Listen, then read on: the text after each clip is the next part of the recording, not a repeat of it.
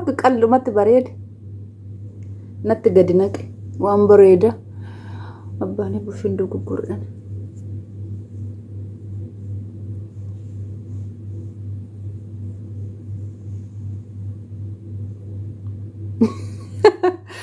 akkasi ma daawwattoota koo fayyaa keessanii nagaa jirtu nageenya rabbi bakka jirtan isiniif haa baay'atu hunda keessaniif iyyuu al nagaa koo galata rabbi naa galatuumu sinis bakka jirtan nageenya rabbi isiniif haa baay'atu sinin jedha har'aan kana fuulaf kan maaksii ta'uuf fidee dhufe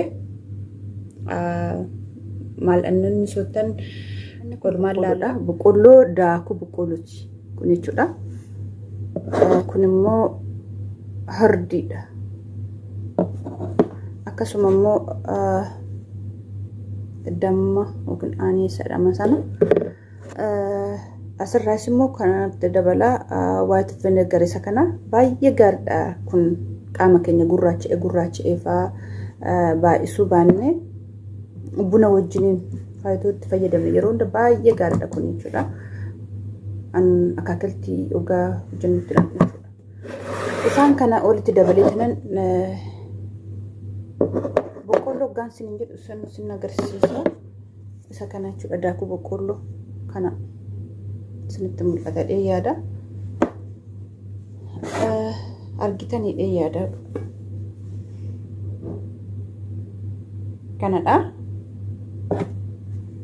egaa as biratti qoshii in baay'isu kan guyyaa takka guyyaa lamaaf naaf ta'uu bichaadha maaliif hin turu waan ta'eef jechuudha kana maanka takka naqee daakuu hirdii immoo hirdiin baay'isuusi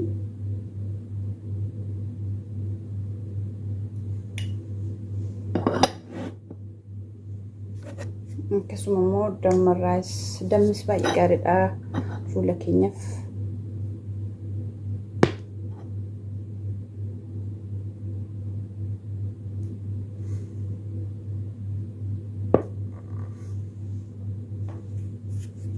buna sootti dabaltan hin dandeessan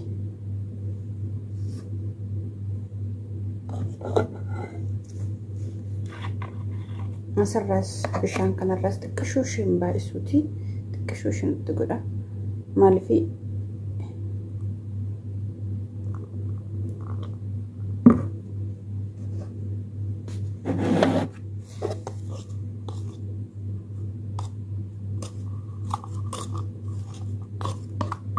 iddoon sinitti tolee iddoon jechuudha iddoon sinitti tolee xiqqoo ishee ho'istanii gaariidha ibidda irratti xiqqoo ishee ho'istanii akka kireemii hoggaa ta'utti fayyadamtan gaariidha ani waan tunatan mijanneefanii xiqqoo ishee kana hordatu daakuun itti dabala daakuu boqqolloo jechuudha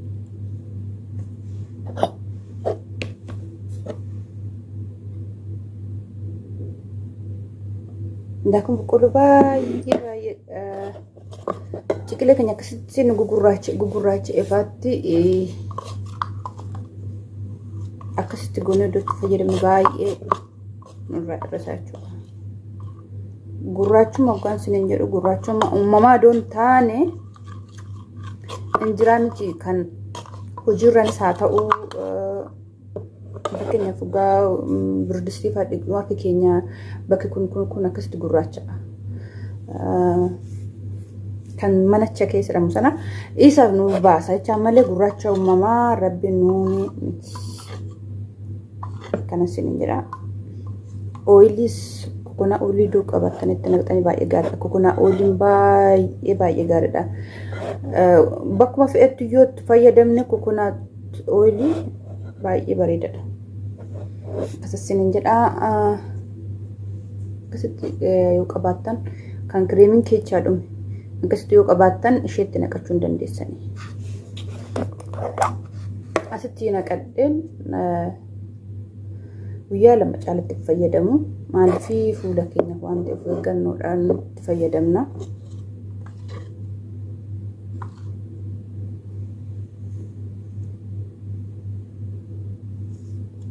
furdistanis hin dandeessanii akkasuma qallistanis akka barbaadan itti fayyadamtan hin dandeessanii kana nada. Maal seetan dhugaa hojii xumurtanii akkasitti dibattaniit ofirratti teessistanii sa'aat akka isaa ta'uu dimash sa'aati isaa ta'uu ofirratti teessistaniit dhiqattan malee akkasitti bakka hojii ugaa deemtan namatti hin tolu dhiqattaniit immoo waan dibattanii fuula keechan kireemii barbaadan jechuudha. Akkasas siniin jedha wantoota manatti fayyadamnu kana waan nu miidhu hin qabu.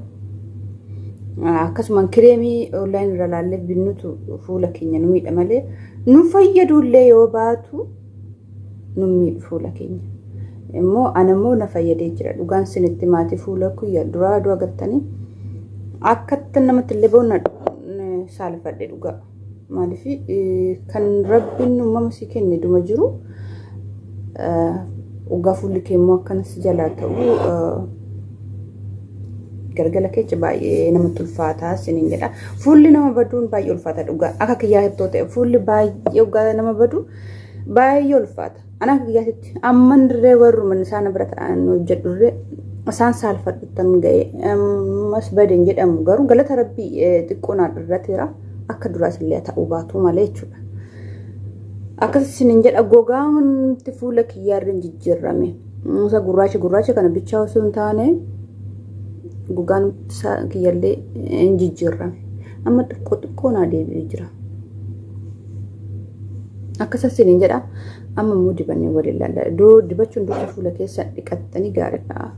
Maaliif hojii irra oollaa fuulli keenya ooyilii yoo dibachuu baanne keessi keenya ho'aa waan qabuuf iyyuu shaggaa miti. Laazim dhiqannee fuula keenya wanta dibannu dibachuu. Fuula keenya immoo yeroo guyyaatti 2-3 akkas dhiqannee gaariidha. Maaliif ho'aa wajjiniin hin ulfaataa jechuun barbaadanii amma immoo fuula koo dibadhee ilaalla. Buruush anoo dibattaniis harkaanoo dibattaniis hin dandeessani. Garuu guyyaa lama caalamteessisinaa. Maaliif hojjettan fuula keenyaaf waan ta'eef shaggaa miti akkasuma daakunis illee hin taa'u. Akkasas siniin jedha. Akkasitti taphistanii dibatanii ooyilii zayituunis shaggaadha. Olive oiliin jechuudha. Akkasuma immoo coconut oil itti dabaltan fuula keenyaaf baay'ee dhugaa fuula keenya nu miidhu. Itti fayyadamaa ilaala. Dhugaa waan mas miidhaan hin qabne yaaduun.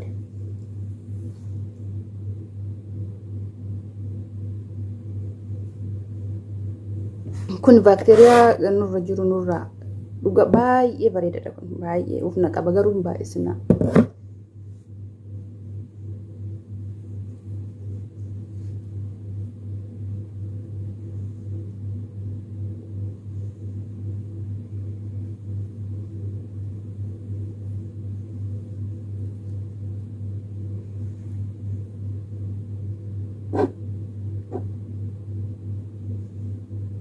Kuni manuma eessatti iyyuu dhabamadhee yaadu akkasitti kaayee raawwadheen guyyaa lamaaf guyyaa tokko fudhan guyyaa lamaaf itti fayyadama. Isa immoo jijjiiran immoo ambiraamu waliin laalaan fayyadamu siniin jedha. Akkasii oilii qabdanitti naqatan bareedaadha. Zayituun coconut kanasitti dabaltanii buruush warra dibattanis gaariidha. Ani garuu tanaanan dibadha harkatiyya. Maaliif ootan masaajiidhaaf akkanatti tolufan akkatti harkaan akkanatti tolufanii rakka qallumatti bareeda natti gadi naqe waan bareeda abbaanii bushin dogoggorran.